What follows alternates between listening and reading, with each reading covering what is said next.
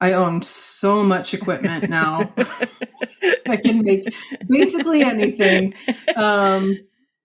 which is, my toxic, what do people say? My toxic trait is buying a new piece of equipment or a new software like a day and a half before a launch, because I'm like, oh, I just need one more thing. If I just had this one more thing, I could do this. And then I, again, ruin everybody's life. So I'd like to stop doing that. Yeah, well, when you figure out how, let me know. The course that I'm on, the trajectory I'm on is not ruining people's lives, including my own. You're listening to Fussy Cutters Club podcast, a show that gives you permission to cut into the good fabric so you can make quilts you love. And now your host, who believes it's not a crime to love using novelty fabrics, Ange Wilson. Welcome, Fussy Cutters. Today is an epic day in the GnomeAngel house. I started quilting 11 years ago plus, and over those 11 years, one thing has remained very constant in my life, and that is the love of Lizzy House. Lizzy, when I found her fabrics, was working for Andover Fabrics. She has a very distinctive illustrative style. She has whimsy and fun and an eye for detail, and her prints were just so magical to work with. And over the years, I have collected and curated an extensive stash of Lizzy House prints. I cannot stop grinning. I am so super humbled and just in awe that Lizzy agreed to sit down and talk. And not only that, but this podcast shares some massive news from the Lizzy House world as well, which I am super humbled and honored that she chose to share with us when we talked. But I just bucket list item ticked off with this interview. I hope that you will strap in and listen, that you too will fall in love with Miss House as we talk, and you get some insight into her process and how passionate and connected she is to keeping her fan base in her thoughts, in her work. And she's just, there's not enough adjectives in the world. She is one of my favorite human beings. I hope you love this chat. So let's get chatting. Welcome, Lizzy House. Thanks for coming. Thank you for having me. It's my pleasure. Now, first, I'm so happy to see you. Your face. Well, I haven't seen you since, Quilt Market 2017? I actually think it was 2015. I think you were my first Quilt Market. But I think weren't you in Houston in 2017? Yeah, we were. But I didn't think you were there. Okay, yeah. I released printmaking and I saw you. Yeah. Yep, sorry. Yeah. I can't remember what I had for breakfast, let alone.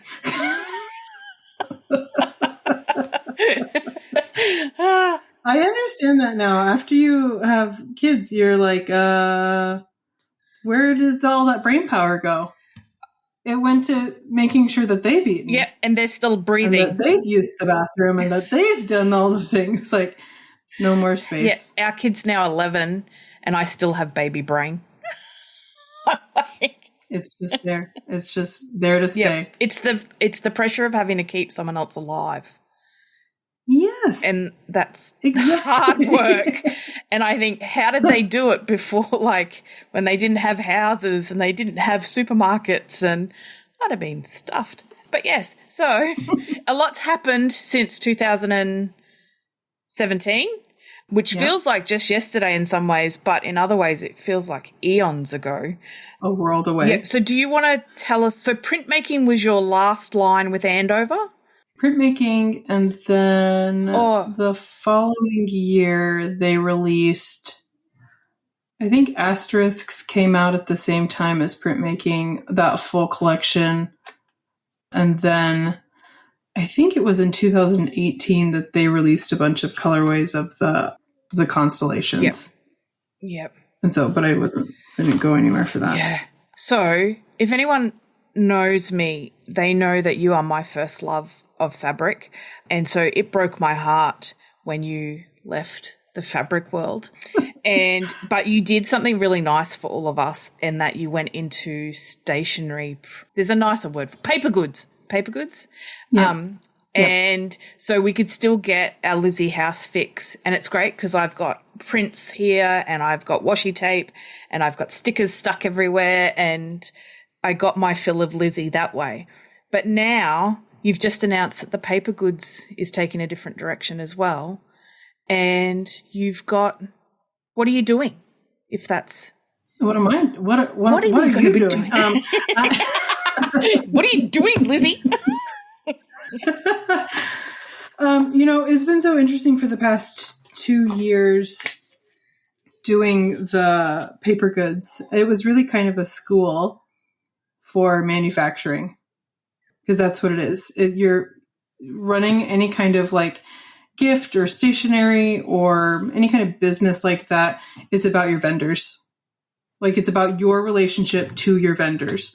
And so you can have the best artwork in the world, like, and if you can't get it printed well, or you can't get your prints to show up, or or your thing gets stuck in the ocean, like, it doesn't matter. Like, and so it's all about relationships. And in the past, like 2 years, but really the past like 5 years, the supply chain has been like so disrupted and the cost of things just keeps going up and up and up, for everybody all over the world.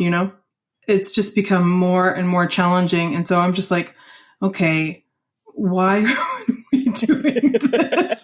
Oh yeah, I have those thoughts too.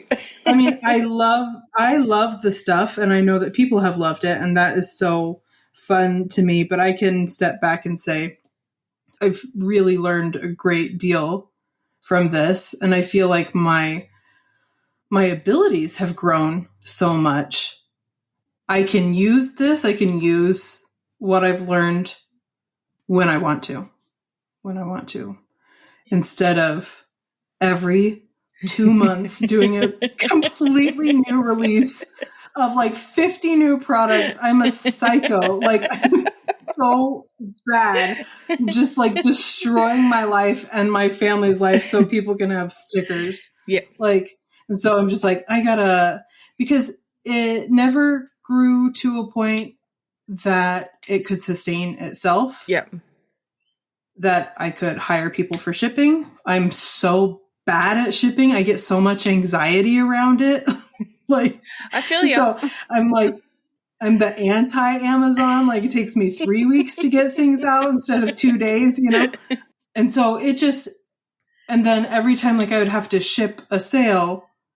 Oh yeah. Then that would set me 2 weeks behind for new artwork that was already at a deadline. Yeah. Like, and so it was just a really vicious cycle, and I wasn't sleeping, things like that. It's just really interesting. So I just decided to say, we got so much good out of this. We made so many good relationships with vendors, and manufacturers. I have worked with a lot of printers that I really love now. I own so much equipment now. I can make basically anything,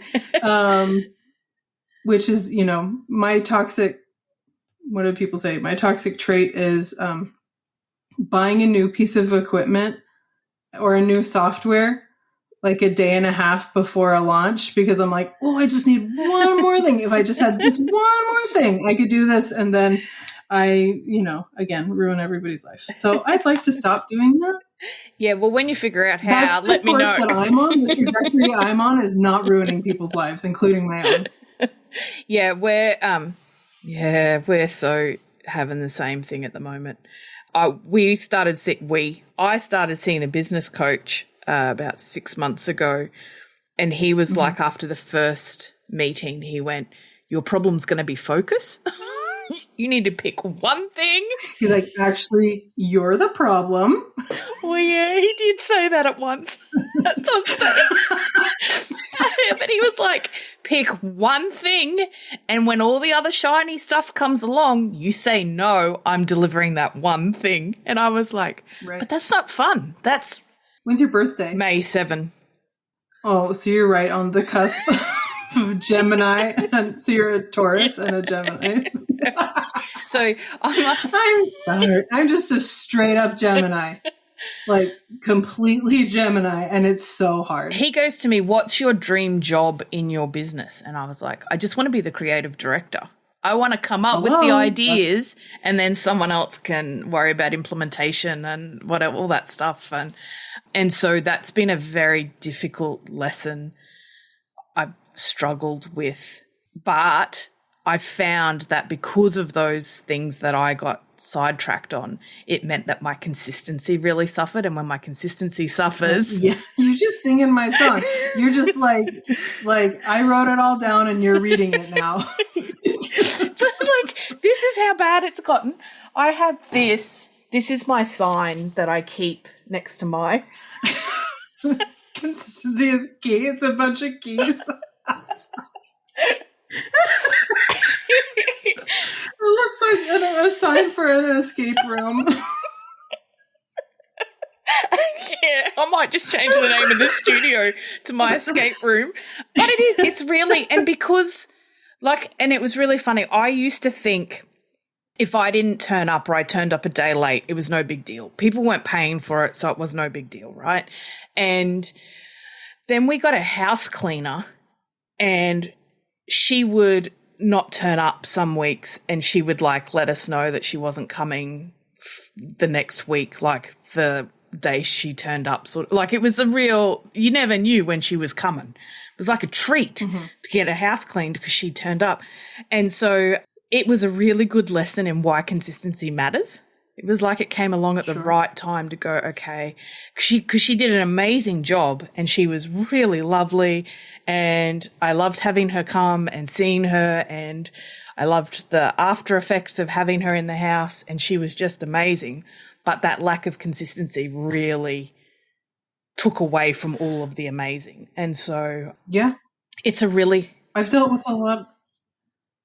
with the same thing. Like I would give myself like crazy deadlines because I bite off more than I can chew, and then believe in my goofy little brain that my baby mind, like that I can still do things in the amount of time that I could when I was like childless and single. Like, and so I'm literally like like if I had 10 launches, 6 of them I would have to send an email 30 minutes before the launch and be like, just kidding, I'll see you tomorrow. Like, and I'm like, hating myself, like just so chaotic. And I'm like, nobody really cares. And I'm like, no, people are setting alarms for me. Yep. They're literally setting alarms so that they can wake up or so that they can stop what they're doing. And then I'm like, just kidding, I won't be there. I'm like, this is not productive. Talk amongst I'm yourselves. like, maybe this is why things are not going the way I would hope. It's me. I'm the problem. But you know what you're talking about? I would say the same thing. I've talked to Ben. We're like, if you could do the one thing in your business that you wanted to be doing, what would it be? And I'm like, I would do the artwork and the creative direction.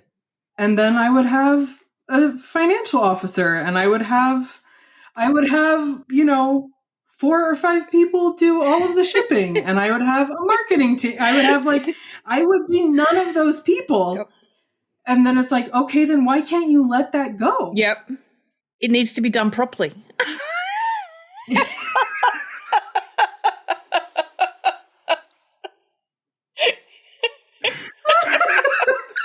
It's because I'm better at it than everyone, except for I'm very bad at all of it. Like if And somehow that's still good enough. Like, if it can't be me, it can't be anyone. I'm like, you're not that good at any of it. Stop it. Yeah, it's yep, I feel you. And the worst thing is you pick the oddball deadlines because you're a people pleaser, and so you want to get it out there, you want people to have it, you're excited about it, all those sorts of things, and then those deadlines, missing them sucks all the excitement, the enjoyment, the good vibes around it out of it. And so you destroy the thing that you love because you're so excited to share the thing. Like, it's just such a weird little... Yeah, it's a disaster, Angie. Well, it makes who let me be in charge? Who did this? If it makes you feel any better, I've been doing the same thing for the last 10 years. And so I don't know what it is. I don't know what it is. Like, I don't know what that... Because some people are very good at letting go. And they just do the part that they're good at. The only person... And they get out of it. The only person I know that's good at letting it go is Elsa out of Frozen. She's... You talk to any creative and they're like, I'm not letting that go. So my mum, because we now live on the same property as my mum and dad, and my mum comes into the office to help out. She's my CFO because I don't do money. That's the other thing. I don't do money. So I'm a perfect business person. Don't like talking about money. Unrealistic deadlines. Get scared. Don't turn up. It's just like, this is poster child for what to do in business, me. And I was talking to her about it, and I think I've been in this space since 2018, and it's only the last 4 months that I actually feel like I know what I'm doing. And that's a really scary proposition, because when you talk to people, they're like, oh, you look like you've got it all together and it's so professional and you're doing all this stuff. And I'm like, hanging on by our nails, winging a prayer, and it's not.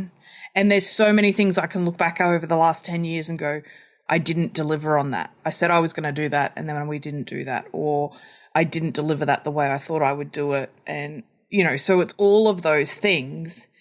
And then it sucks the joy out of the business. And so you then don't turn up. You don't give it what you're supposed to and all of that sort of stuff. So learning that lesson from that business coach. And he, like, at our last meeting, he's like, you're a completely different person to you were the first time you met me.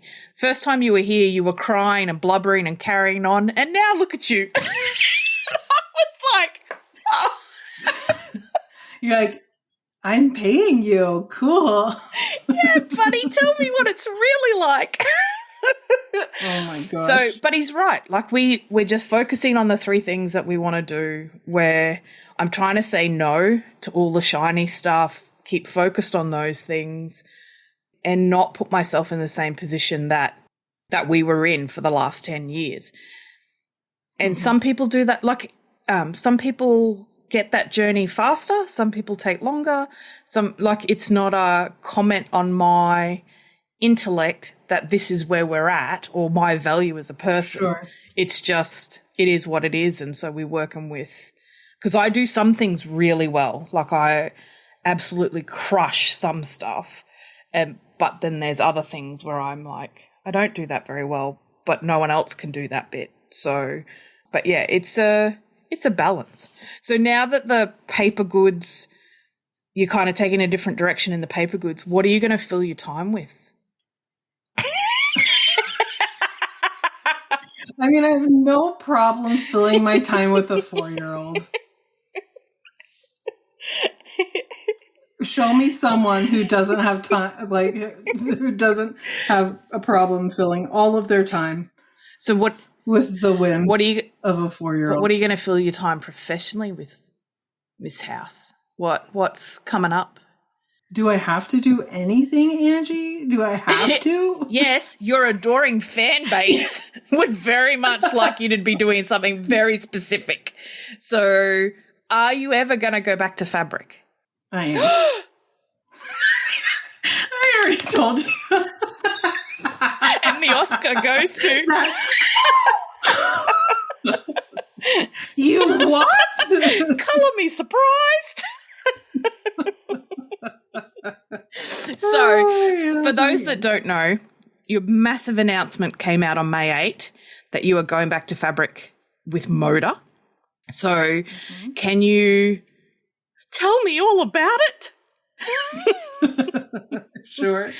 You know, it was so funny. It was last year, like at the end, no, so we're right at the beginning of the year. I always get confused. Hold on. So last year was 2023. 2023. So Christmas of 2022, like right towards the end of the year, right before the new year, I was sitting here at my desk, like just here doing some work because I really enjoy Valentine's. And so I like making my very, very cute Valentines. Yep. Like I made some this year and we weren't even selling them. Yep. I really enjoy that. So I'm sitting here doing that work. And then I just get this impression, you need to design fabric and it should be with Moda. And that couldn't have been more out of left field, like more from nowhere, like not even remotely on my radar in any way. And then I was just like, I don't want to do that. And then I get the impression again, you should do this thing. And I'm like,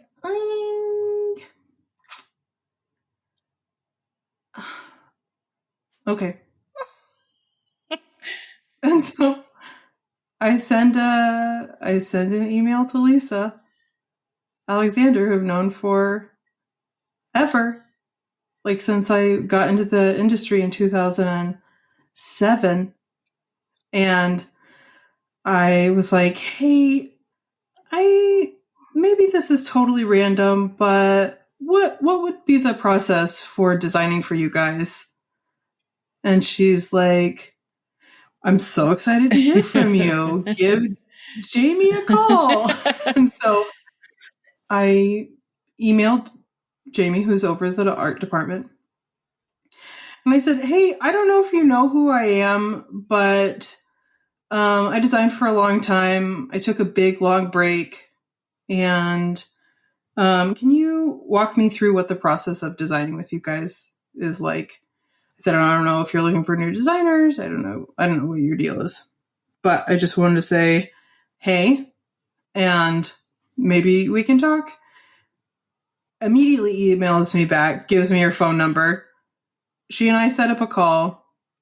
We talked for almost 4 hours. Like, just like, just like in love, like just totally just talking about all of the ins and outs of design and what's good and what's bad and what's obnoxious. And it was just such a fun conversation. And then, but the thing that was so important to me, I was like, when I was designing before, it was like the main thing that I had going on, like in my life. I said, my life couldn't be more different now. And it can't be. It will never be the main thing going on in my life. And I can't devote that kind of time and energy to it. I can't make as little money as I did. Like literally nothing about how it was before can be how it is now, if it's ever going to happen again. And she was like, well, we have teams of people to help you with that. We have this, we have like, it's just, it's no slight to anyone. It's just a different business. And there are give and takes. Like there's just like, it's, everybody has their own issues. And you just don't know what those issues are until you go find out. Yep. And so, I turned in artwork and I want to say it was mostly done in June. Because they're like, we really need this from you, Lizzy. Yep. And I'm like, fine. And so I got it in. They're very flexible with me on dates. But I got it in and I think it's really lovely. It's called Love Letter, and it's to Magnolia. Aww. And I can't even talk about it. I'm gonna have to get better at this. Just every print is something about her, and just something that she loves. And it was so special to do, to just think of it like, because it kind of references things that I've done, like prints from the past, but they're so much more sophisticated.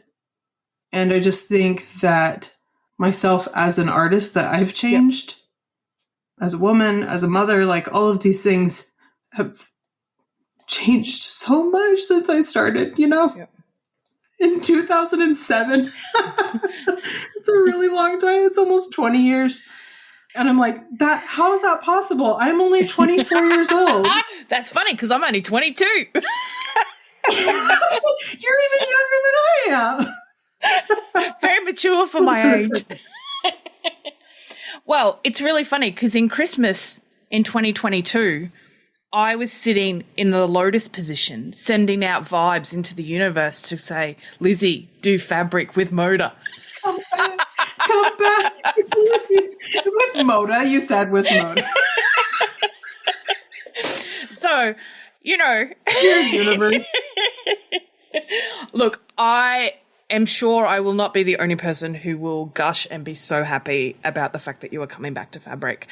I caveat my enthusiasm for your return with a bigger enthusiasm that you look after yourself first and foremost and your family.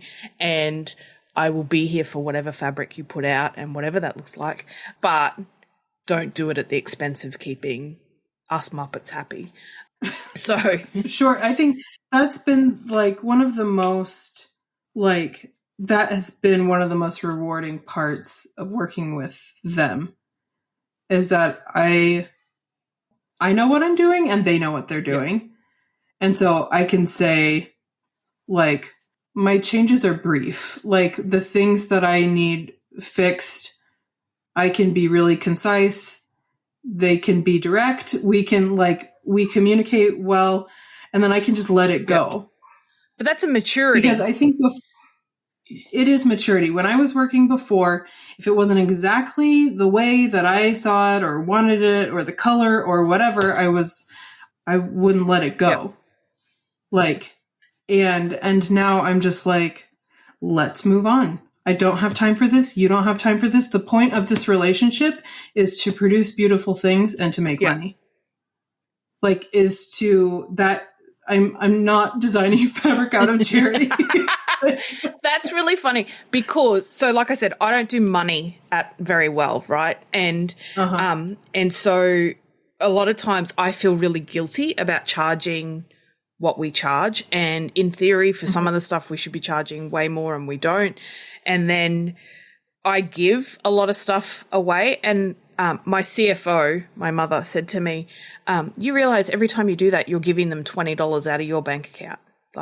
Every time you give that away, you're giving money out of your off your kids' food plate or off your, and I was like, oh, I'd never thought of it. Your future, off their future. Yep.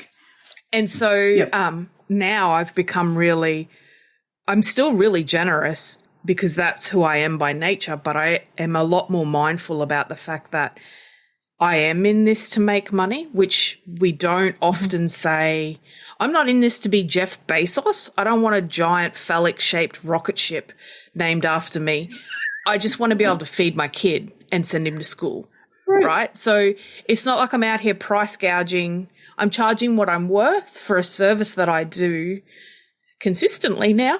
And, and so it's that thing of we have to prioritize putting our face mask on first so that we can help everybody else. And that's what getting a living wage from what we do enables us to do. And so, yeah. And so a lot of that is saying, they're like, we have people to do this, or you could do this if that's something that you want to do. And I say, no, I don't want to do it. And they say, we'll do it. And I say, it'll get done a lot faster if you do it. You'd be like, where's the motor shipping department? I want to come down and help out. Nope. I'd rather die. And so it's just really, it's a good relation. It's a good working relationship. I'm excited about it. I'm also excited about working with United Notions so that they can distribute my things instead of me distributing my things. And so there will probably be more sewing focused paper goods, Yep. which not like what everybody does, like a sewing machine with flowers coming out of it. Like, no offense to people who draw sewing machines with flowers. It's going to be a coming out of Lizzy them, House take on sewing. Yeah.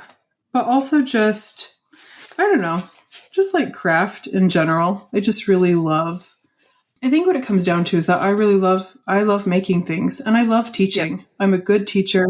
I enjoy teaching. And I have felt so, I don't know if sad's the word, but I've felt like a hole in my life to not be teaching, to not be connecting with people on that level.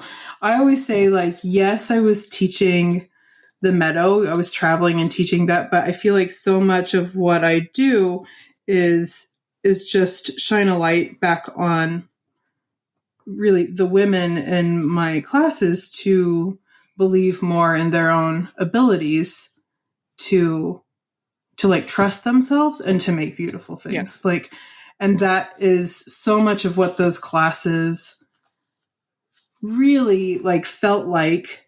And maybe some people are like, no, I just made a quilt. I'm like, okay, good for you. But that's what it felt like to me. And so I love connecting with people on that level, and I really miss that. And so for me, I'm just trying to figure out a way to create that sense of connection and community without ever doing what I did, ever, like traveling all over the world ever again. Yep. I'm all traveled out. Well, I did your meadow class in Sydney, and the lady I sat beside in your meadow class, I'd never met before, and we got talking, and she's been my art director since that class. So you just kind of, she's done all the patterns, the logo work, and she now has a line out with Andover as well. And so amazing. like it was that class. You provided us an environment where we weren't under the gun to finish the quilt in the entire class, and it was about getting to. Can you imagine? I only ever did one block. I never did one block. But that connection that I made in that class has paid so much in just personal fulfillment and both professionally and it was because you had fostered an environment where we could talk to each other and we could meet people and learn about them and things like that. And so I agree, when we do classes, it's more about helping the student unlock what makes them special. Because I don't want to teach you how to be me, because quite frankly, we've already highlighted that there's some issues around viewing the world like I do. There are some problems, but I want to see what they've got and how they see the world, and then by having that, the world is better. That like it's just sure, so. And I will talk to you about travel and teaching after this, because I don't think you're finished traveling and teaching. You just have to. I don't think that I am, just not to the extent. We just have to do it the right way. So yeah, then. I'll circle back. So what we'll do is we'll circle back and touch a little bit on the fabric so you don't get too emotional, and then we'll move on when that gets too much, and we'll come back. So it's a love letter to Magnolia. What's your do you have a favorite print in the collection? There are two kind of like, I don't know. There are two main prints. I can show you. I don't have the fabric with me right now, but I can show you this tape. Oh, so it's the swans, which have been in your printed goods, and yeah, I have a poster of it in my shop right now, but people don't know what it is. I have a card of it, but people don't know what it is. I put this tape on everybody's boxes, but they don't know what it is. I'm about to go back to your shop and comb everything and go, is that it? Is that it? So the swans are really beautiful, and they've got the Lizzy trademark pink, which I just adore. Tell me there's some Lizzy House brown in this collection.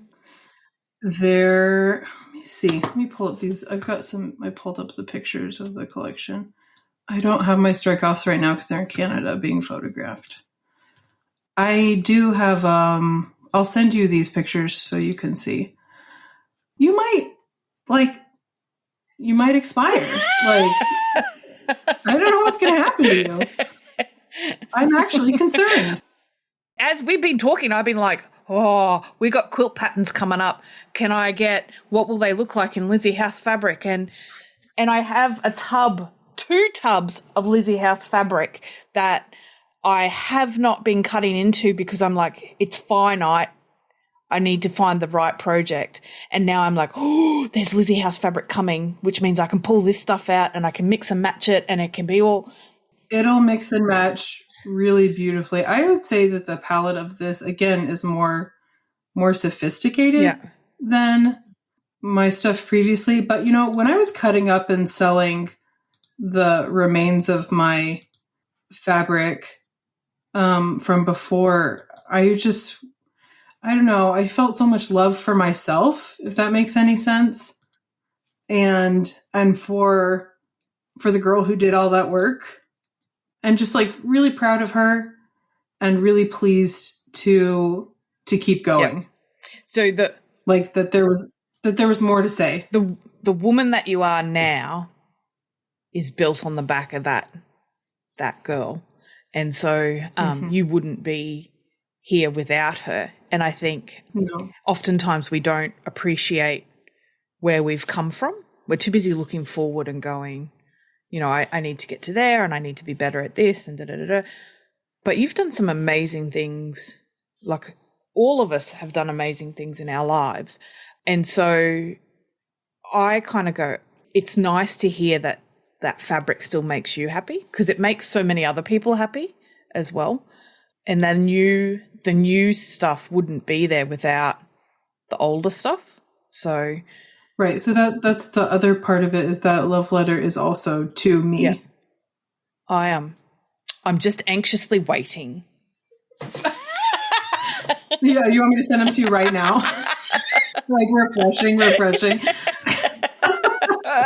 me send them. You're so funny. Oh, it's just, and like every time you would release Valentine's Day stuff, I was like, please put this on fabric. Please put this on fabric. Like, I don't have one I don't have a Valentine's line yet, but I mean, it would be no trouble to just pull it together. Yep.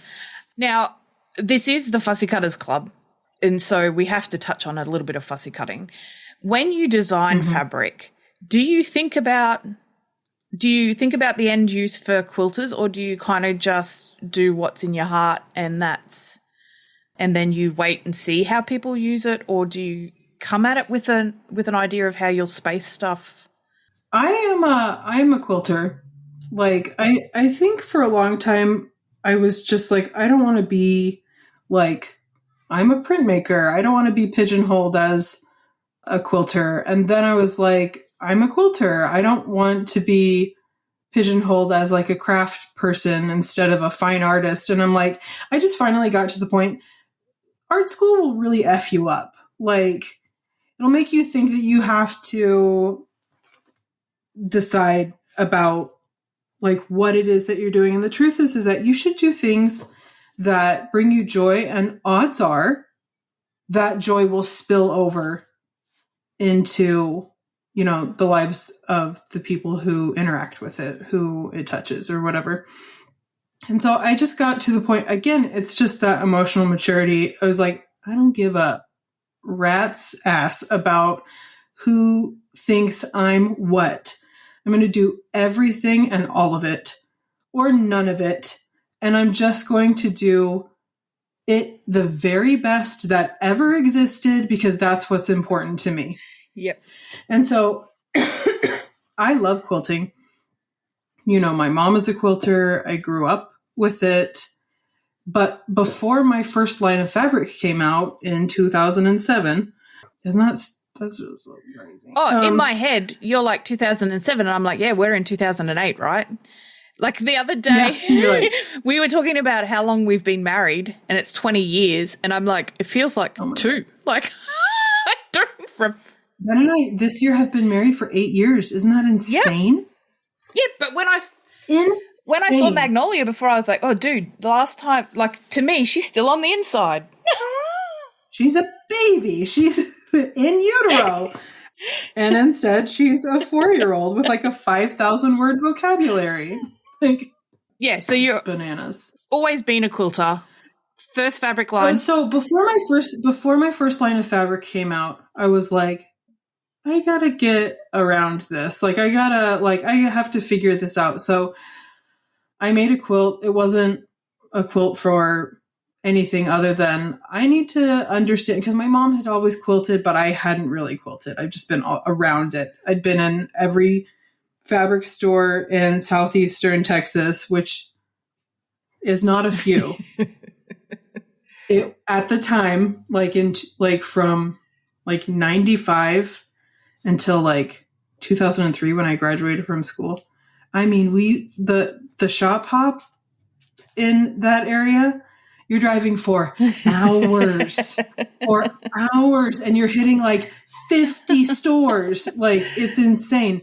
So I just grew up around that. And so it wasn't until I'm going to cut this fabric up and sew it back together to figure out how this really goes. Cause I'm I have to understand it to do it, and that's just my philosophy. As an artist, as a person, I need to understand this before I do it. And there are a lot of people who don't feel that need. Yep. And you can see it in their work. They have no understanding of where this is going to go. And so I try to be keenly and acutely aware of how things are going to be used, and to the point that I can design something where your thought process goes to the place that I planned because I designed it that intensively, that the obvious conclusion is the thing that I wanted. Yeah. Because it is, so I am, I've only been quilting for 11 years, and I know the fabric that I would buy when I first started versus the fabric that I buy now. The theme of it hasn't changed much, but the way that I would use it has changed.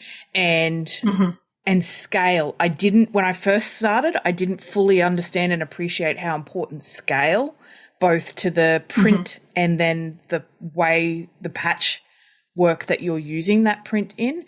And so I think there's some designers who are really mindful of the scale and the spacing and negative space in prints, and it works really well for quilting and patchwork. And then there's others who are surface pattern designers or, they're graphic designers from another aspect in life, and they've come to quilting, and you see them over the first few collections really try to struggle to get that understanding of scale and placement and print repeat and things like that under control. And I think that's another reason why it's so exciting to have you back in this space, is that you bring all the stuff that you've learnt around the paper goods and the finessing of your style and your aesthetic and the maturing of all of that into a new range of fabrics that we're going to play with. And, your fabrics have always translated really well into textile, into fashion. So some of my favorite dresses, which I can no longer fit into, are Lizzy House. Again, you're preaching to the choir. I wore with pride my Lizzy House dresses around Disneyland, and it was like a meeting of my two favorite things. But yeah, it's that thing of your fabric covers both. It works well in bags, it works well in dressmaking, it works well in homewares. And I think it's because you understand scale, negative space, the design repeat, all of those things. Are you bringing out quilt patterns to go with the new range as well? Or I am. Okay. I am. I think, I don't know, I'm thinking like 3 that'll come out with the collection, but I've got just a bunch, like, just brewing. Just like, I was working on one today and I was just like, gosh, she's good. She is good. It's funny because I walk in here sometimes and I look at stuff on the design wall and I go, "You're on fire that day." Yeah. Oh, she's doing this. She is doing this. Who is she? Like, I send a message to my bestie and I'm like, "Dude, do you ever have one of those days where you're just like, I am totally rocking it today. I am walking on water. I'm that good." Like, it's just, it's happening. Everything. She's like, "Steady on." Okay. I think, honestly, I really feel like this is something that I feel like needs to be addressed, is people get so, I don't know about still. I don't talk to anybody but Magnolia and Ben. So who knows how people feel. People get really uncomfortable when you're like when I talk about like loving my own work, or my own work, like, devastating me because I can't stop laughing, like, because it is so funny to me. It's so silly. It's so whatever. But I'm like, if I don't have joy in it, like, why would you? If I'm not like blown away by how beautiful it is, why would you? Like, if I cannot, and am I not allowed to like love myself and the work that I'm doing? Should I not enjoy this? Yep. Would that make you feel better if I didn't enjoy this? Yeah.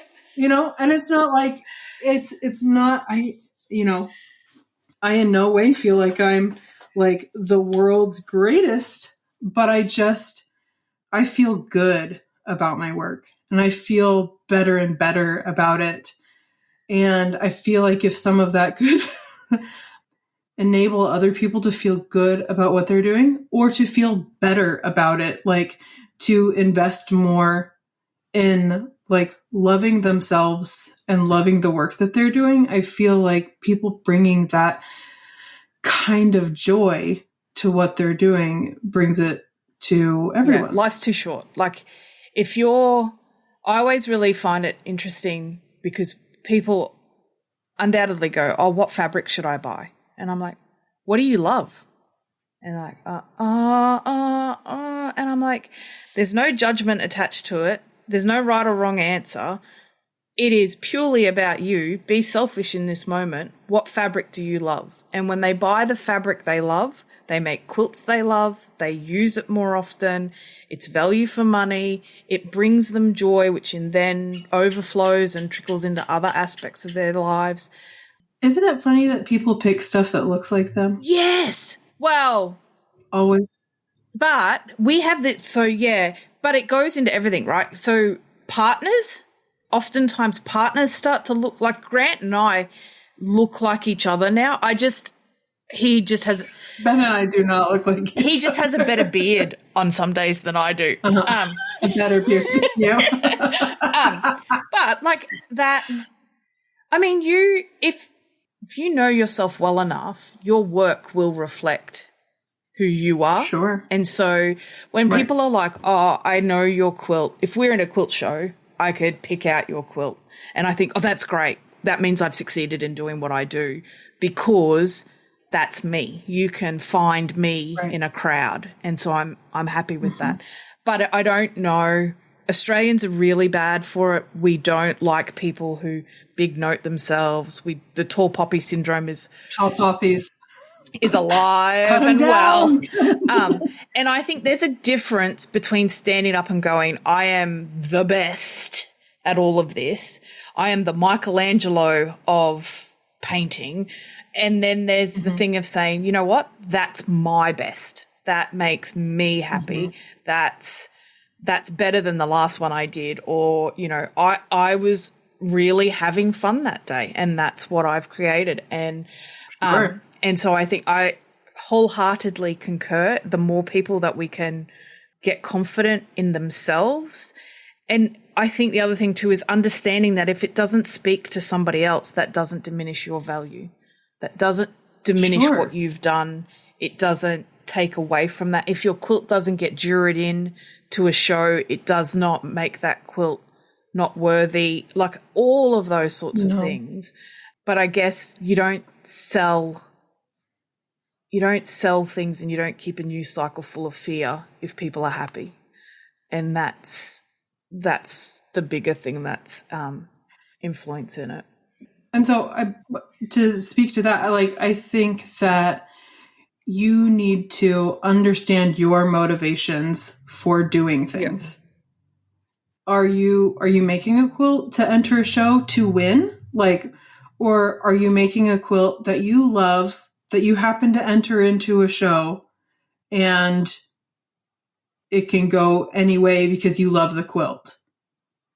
And so, what is your motivation for doing the thing that you're doing? And I have found in doing fabric right now that my motivations are just different. But that'll speak in the fabric itself too. Absolutely it will. Absolutely it will. Are you looking forward to getting back on the fabric treadmill? The thing is that it works really different with Moda. I think this was part of why I'm I could agree to this. I designed it in June of last year. I was seeing strike-offs within 2 months. We had picked everything out and finished it basically by the end of October. I was still getting strike-offs to finalize things through that time, through the end of the year. But I had already turned in another collection. And so that process is working, and then they start pre-selling it in May. I'll get my fabric in the next month or so, and nothing ships until November and December. So I'm not stressed sewing with a 2-week window where I will not sleep or drink or eat or anything or move my body until I get on a plane and take all of the quilts with me. I cannot do that. So you're not stressing? The cycle was deadly. Yep. I burnt out so hard. I mean, as a Gemini, as an overachiever, as a workaholic, all of those things made the way things went in the industry for me just a lethal combination. Yeah. And I'm honestly, I would say still not recovered. And so and then after I had Magnolia and we found out how sick I was, just how sick I was, I'm just I've been sick for a really long time. Yep. And all of those things exacerbated that. And I was looking back at pictures of me in college and I'm oh, I was sick then. I've had a mitochondrial issue for more than half of my life. And I didn't know it. And I was just driving myself into the ground. And it wasn't until I had Magnolia that my body was you're out. You're done. And so to really wrap myself around that and then start a paper business where I kind of threw myself back into the same thing. It was just she cannot be stopped. She's I will have to die. And she's the Terminator of surface pattern design. Seriously. And so I'm really grateful to work with a company that just doesn't operate that way. They don't operate that way. They don't operate they will literally hold that fabric. Yeah, because they appreciate the end product and they appreciate the offering. So, because all the work that they do is on the front end, because they don't reprint it, and so they work on selling it. And it's just, I'm just really grateful. I'm really grateful to go at a different pace. And so now I'm working on another line and I'm just designing it a little bit by little bit, which actually makes it better because then I'm going back and refining things. And I'm just really, she's a different gal. You know, she's a different person. So Moda does Christmas. They do a Christmas release. Interesting. Just a Lizzy House Christmas would be nice. But yes. Oh, that's a good idea. And a Lizzy House gnome collection. Like just, something. Just straight up gnomes. I'll write that down. Gnomes Christmas. Yeah. Gnomes. No, it's Now I'm going to be tearing off the days off the calendar. Did you get the pictures? Oh, don't. I'm going to need a moment.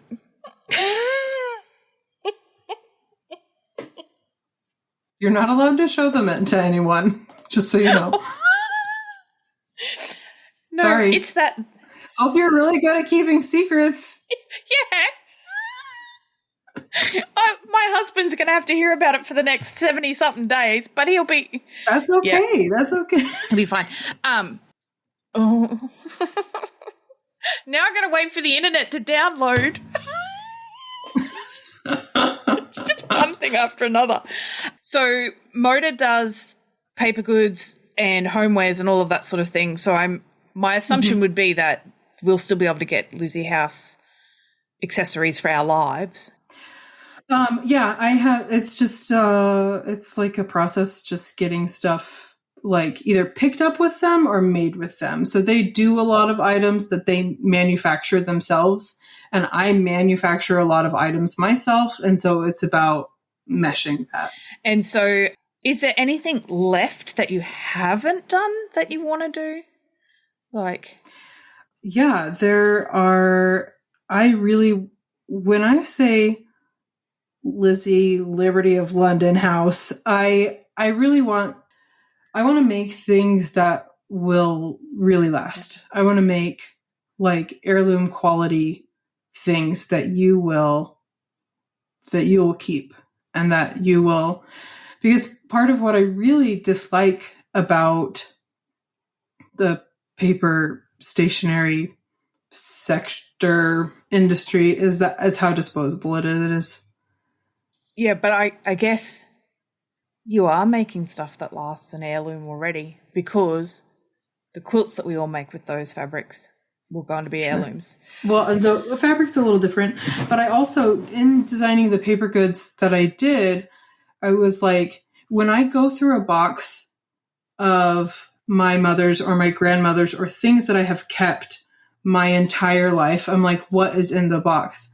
And it's die cut things. It's ephemera. It's like beautiful things that I could not let go of. And so like my Valentines to me are something that you could never let go of.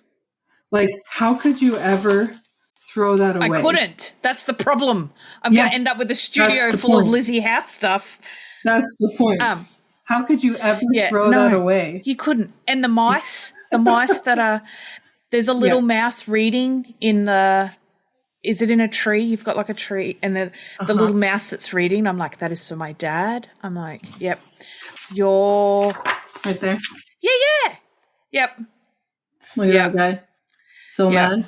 And like, just the thing that I love about your work is that it tells a story, and then I get to tell a story through how I use your fabric.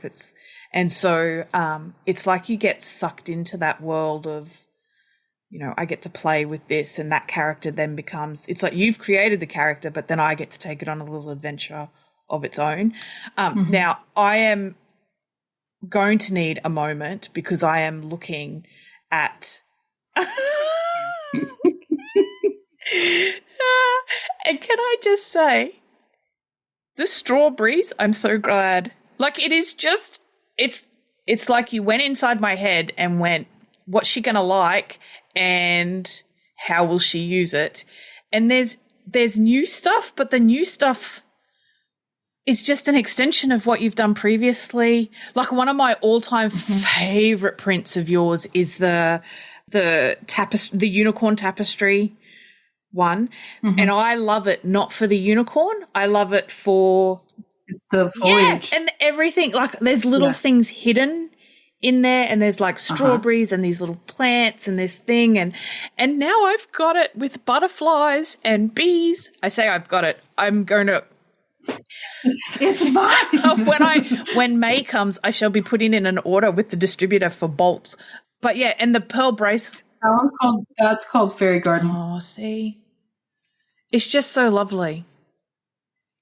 And there's one that's hard to see in those pictures, but it's a chrysanthemum. And then there's, if you look on the purple one, you can see it in the middle. It's got green on it. They're just big mums. And then you can see the pink one up near the top. And then there's a big elderberry blossom print that is, you can't really make out from just them being folded together. But it's the rabbits. Like it is, you are so correct in saying it is the next step in your style, because the rabbits were in like the unicorn print. Again, the rabbits and the pheasants and the like all the little things hidden in it. And so you get those revisited, but the scale of your butterfly, the Lizzy House iconic butterfly, mixed in with those rabbits, they're going to be so good for a 1 inch by 1 inch block. Like that's the... I would really like, so something that they say at Moda, which is, I find interesting, is that, what is it? Basics aren't made, they're found, which I appreciate. And so I'm having a little bit of a challenge right now because I don't have my old fabric to work with, like for these new quilts that I'm doing, and I don't have my basics yet. Yeah, but then, solids may become your friend in the short term. They will in the short term, yes, but I'll figure out some basics. But I really like that wonder dot with the butterflies and the bunnies to be a basic. Yeah, because I would use that for anything. Because I actually like a basic with a little bit of life in it. Yeah, well, the tone on the white on white, tone on tone, I'm like, that is going to be such a good background for everything, because I like that it's not in your face, but as you get closer to it, you see that there's more detail in it. Oh, you can see the chrysanthemums on that one. You can see them pretty well. And the floral, I like a good floral as a background as well. The red one is so nice, the red and the peach. Yep. And you've got... I love the strawberries. You've got stripe in as well, so obviously people can bind. I like the really dark... Is it a really dark green with the strawberries as a background? Let's see. Because it's not a black. On the blue ones? No, on the mint greeny ones, it's very dark green. See? Really dark green. So the darks I feel like are really good. Like they're very dark.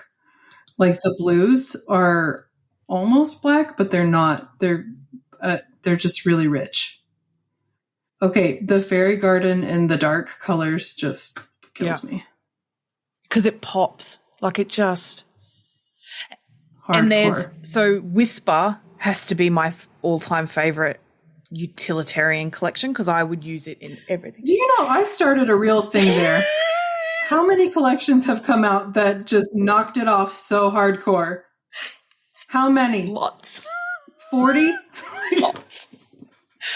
I should get a royalty for all of that. But the, I don't even know what you would call it. There's hints of it in this collection as well, in that you have something that goes from really light all the way through, like the spectrum is broad, but it's still in. I mean, no one does yellow and brown like you do. I don't know why people don't do them. They're just so they're so important. Yeah. As like anchor points, and people just skip over it completely. And I love that there's a red in it as well. That's my red. That's my like printmaking red. Because it's red and white quilts. I've always wanted to do a red and white quilt, and I'm like looking at this going, oh, yep, so much. I love quilting so much, and I really love traditional quilting, and to the point that I'm like, what if I did a red, white, and blue line? Get out of my head. Like a patriotic line, I think would be so cool. Well, see, because I would love to do fabric design, and the thing that's holding me back is fear and learning Illustrator. But I always think if I did my... You don't have to learn Illustrator. Yep. You don't. Well, so I did your printmaking course, your print design thing course, and now whenever I see a repeat, I think of you and the quadrants and the movie. Anyway, but I would always like my first line to be red, white, and blue, but a nautical red, white, and blue. And nice. I'm like, could you imagine pitching to a company, my first line's not going to be 2 colorways or 3 colorways. It's just going to be red, white, and blue. That will be it. Well, what they would do, though, is just make, like, Moda does their colorways differently. Yeah. They're just, like, groupings. And so if you did a red, white, and blue line, there would be all of the whites, and that would be, like, you know, like, white on white, slightly white, white with light blue, white with red outline, that sort of thing. And then all of your blues, all of the variations of your blue stuff, and then the red. And so you'd end up with, like, I don't know, you could have 36 SKUs in those 3 different categories. You can do it. Yeah. No, but see, just do it. Yeah. See, in my head, I'm like, but it's silly to not. But Angie, I'm stop not as it. good as you guys. Just do it. But yeah. Because that's my thing. As I was like, there's prints that I love and adore where I'm like, I wish I could just tweak them. And prints that come out of lines where I'm like, oh, you were so close to having, this is my ego, right? You were so close to having a good fabric line there, but you missed just this little bit. If you tweaked this little bit, that would have been.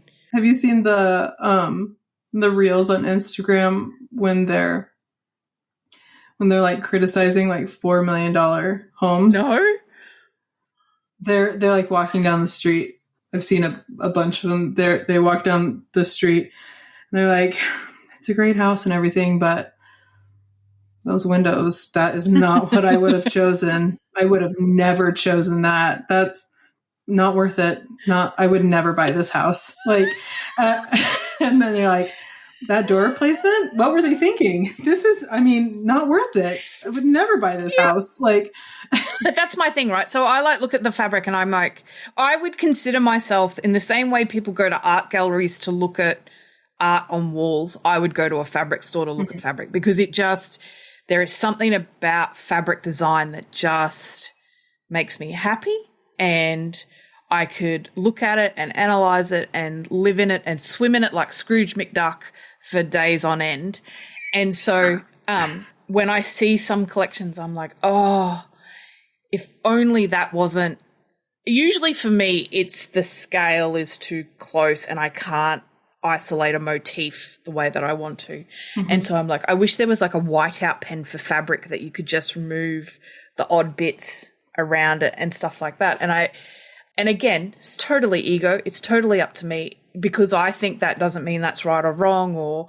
And I'm sure if I did fabric, there would be people going, oh, why did she do that? Like, I would never have put those two things together but it's just, it brings me such joy to look at how other people see the world and then translate that into how I see the world. So, but yeah, I am very much looking forward to playing with this fabric. There is nothing that I would change. You're sweet. But something I would say to what you're just saying, that if there's like something that is like obviously that's poor art direction. Yeah. If it's for a quilter and there's not enough space around it for you to cut out, that's bad art direction. Yeah, or I don't mind if there's stuff in there as long as it's not as long as your head can fill in what was around it, like it, and it, so it doesn't look like some random tip of a finger or something. You know what I mean? Like there's just something really odd sticking in. But what I like in a fabric for fussy cutting is not what makes a fabric good for dressmaking, because the repeat and the scale for fussy cutting, you need a lot of negative space around some stuff, and then you need a lot of interest in, and so it plays differently. And I think a fabric designer has a lot of hats to wear in trying to find it is a lot of jobs, the right middle ground. But you know, once you find a good fabric designer, like people will walk over burning coals to get. How are your feet? How are your feet doing? Peeling. What was I going to say? But I like, didn't you say in your book, you said that my unicorns were kind of problematic? Yeah, the scale of them was problematic. Yeah. Because did you want it smaller or you wanted more unicorns? Actually, I wanted more of the background, but it was the reason. So they were great. Oh, see, this is, you can't win everything. They were great for bigger piece patchwork because you could get like, so for kinship, where we did it on an 8x8 scale, you can get them in a big piece, so you get the full unicorn bit. But on the repeat, when you buy it off the bolt, the way that the printing process happened with it is a lot of times they would nick like you'd get a unicorn. Yeah, head. or you'd get the bottom half of the unicorn. Like you wouldn't get a full in the fat quarter repeat. I found it problematic. Like even using it myself, I was like and so I am doing some panels of fabric that have the old stuff on them. I'm doing them myself. I'm just having them digitally printed. And I've changed the scale and placement of the unicorn so that it's obviously just like a piece. It's not yardage. And so it's just on the panel, you know? But was that print? I think it'll be like. Was that print about the unicorn? Because that was the other thing I came to the conclusion. That print wasn't about the unicorn. For me, it was not about the unicorn. For me, it was about the botany. Yeah, because that it took me a while, but I got there because it was like, this isn't a unicorn print. Because when it first hit, everyone was like, oh, it's a unicorn print. She's done a unicorn print. And then I was like, no, the unicorn is a nod to the inspiration for the piece, but the unicorn isn't the star in this fabric. The piece. Yeah. It was the flowers. And so once I very rarely actually cut that unicorn for anything. I cut around him, which I think is really funny. I always wanted to do that print without any of the animals. Oh, but the bunny's like so maybe cute. The pheasants, maybe the bunnies, but not the dogs and not the unicorns. Like, I mean, that is the lovely hunt, but I didn't want because I love, so I don't know if a lot of people know this, but tapestries were like a botanical record of the area. And so the flowers and the plants that were on them were like a diary of what existed in the area. And so those are all actual like species of plants. And they actually have found that some of the plants are extinct because of the tapestries. And so that's what it was always about. But people love the unicorn. And so I'm like, let's go with it. Yeah, I mean, and that's the thing, right? You can't please everybody and you have to be commercial. And no one likes to say that about art, but if you want to survive, you have to be commercial.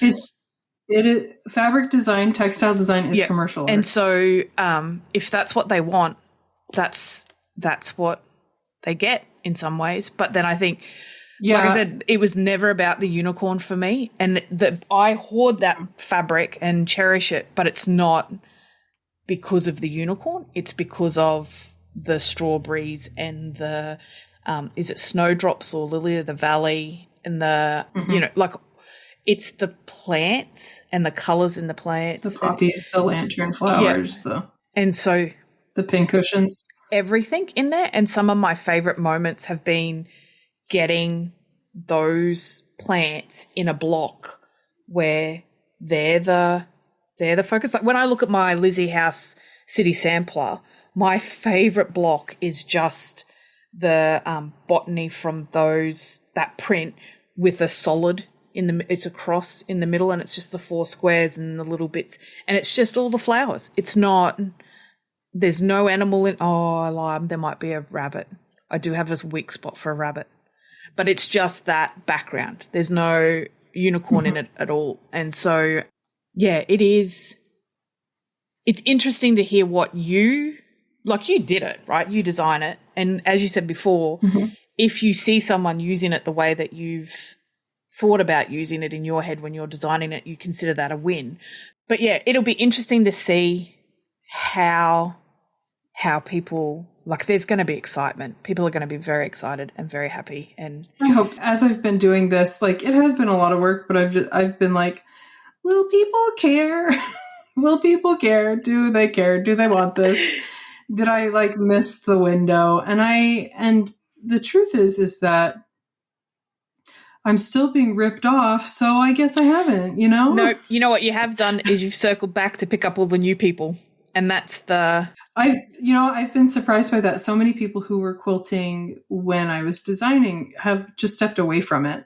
Like, they quilted all the quilts they wanted to quilt. Great. Cool. They've like just moved on. And then there are so many new people to it who have never even like used my stuff. Like, it's funny because I'll see people be like, what is that, in people's comments? And they're like, I think that's a Lizzy House. Like, and somebody will tag me. I'm like, it is. It's a Lizzy House.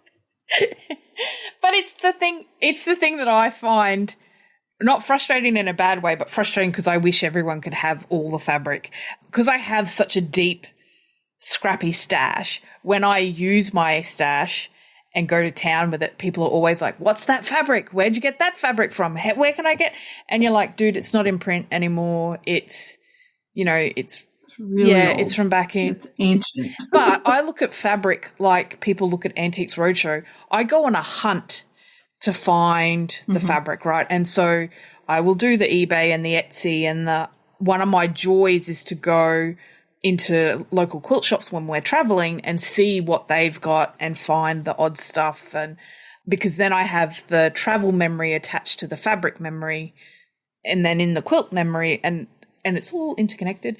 And so I'm now starting to realize, as a side note, it might not be baby brain. It might actually be fabric brain, because I started quilting the same time that I had the kid, and maybe I've replaced everything with fabric. Okay, now this is making sense.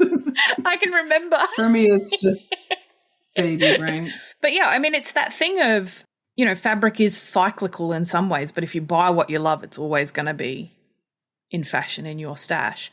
But yeah, a lot of people, I posted a thing the other day where I used, I think it's your 1001 Peeps. Is that the people one?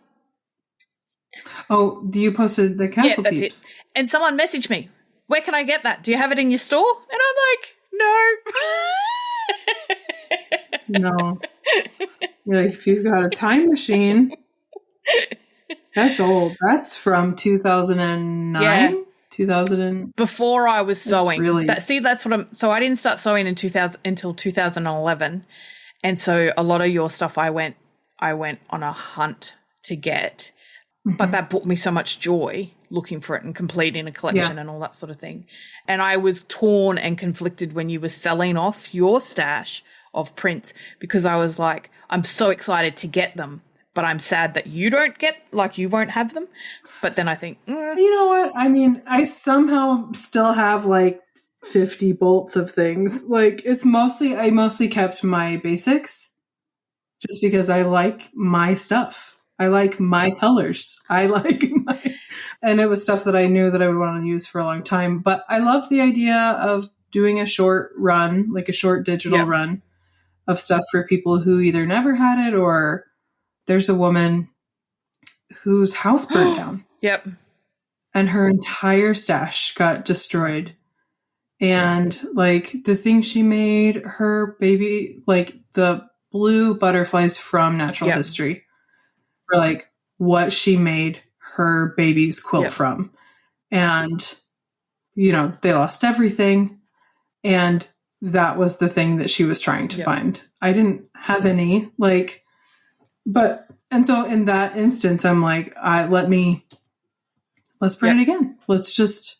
I don't even have. In not a huge substantial way, but like, just so that people can have pieces of things. Because I'm like, and so I was. Do I have some? Can I send you some? Could I? Because I don't think I've got any of the blue ones left either. No, we'll just print it. We'll just print it because I don't know. It's work that I love. It's work that other people love, and if you want a piece of that, then I want you to have it. I think there's for me, I'm always like, not in a just do whatever anybody says, but in a just to give the people what they want, give the people what they're asking for, instead of, but I've got a really good idea. No one asked for that. No one. Just give the people what they want. Stop making them like fight so hard. And that was part of designing again too. Like when I was really considering it, I would get an email every time I sent out an email, like just to my email list. Every time I posted new work, every time I showed up in even remotely any sort of way, like I would get messages, but this would look really good on fabric. Like, but what if it was, I mean, half of those are from you. I'm sorry. But they're like, but what if this was fabric? And, but what about fabric though?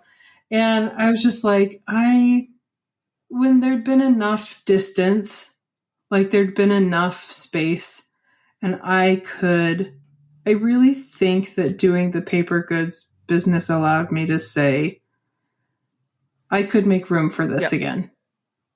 And you found a good design house that'll support it the way you want it to be supported. So the way that it has to be, or it can't be at all, you know? And that was my entire conversation with them. This has to be effective or not at all. And that's the, like I already loved Moda, but now I really love Moda because they do have a different philosophy around what they do. Mm-hmm. And so they're a really well-oiled machine. And so it's going to be really exciting to see you in that stable of designers as well. But we've got to wrap it up because we've been talking for an hour and a half now. We could probably go for another 2. I'll call you tomorrow. So I just want to say thank you very much for coming on. Thank you for fabric. And I hope we can talk again when you're like 3 lines deep, and we'll see how it's been used and how the fussy cutters have taken to it. And you know what? I think the fussy cutters are going to be pretty all right with this. Ooh, yeah. I think they might find something to fussy cut. So it is it's a mini pearls, because that's not the same scale as the originals. Mini pearl bracelets. It's not even the same. It's not even the same scale as the mini pearls from before. It's its own pearl deal. Bracelets, a stripe, florals, botanicals, animals. It's quintessential Lizzy House, but back and more matured and I don't want to say refined, because I always thought your stuff was really good and cohesive, but it's that maturing, and that you can see the journey you've been on between your first prints. There's a little wisdom there. But thank you for that, and good luck with everything. And yes. Thank you. Thanks for having me. Thanks for listening to the Fussy Cutters podcast. Enjoyed listening? Why not subscribe so you'll never miss an episode? Did you know the quickest way to the heart of any podcaster is to leave a review or recommend the podcast to a friend? It's true, it is. Until next week, get out there and fondle that fabric.